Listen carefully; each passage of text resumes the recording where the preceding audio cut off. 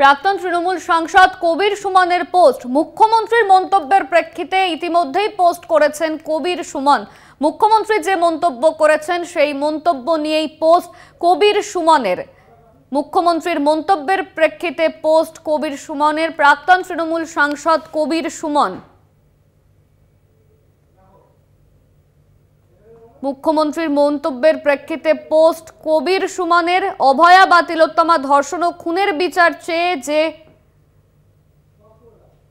এই দেশে আর কোনো নৃশংস কাণ্ড ঘটছে তার প্রসঙ্গ না টেনেই বলবো,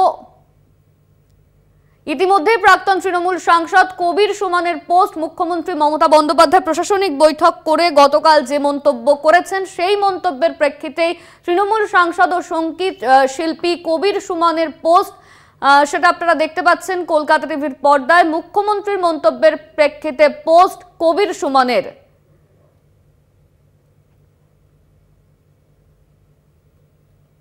মুখ্যমন্ত্রী মমতা বন্দ্যোপাধ্যায় প্রশাসনিক বৈঠক করেছিলেন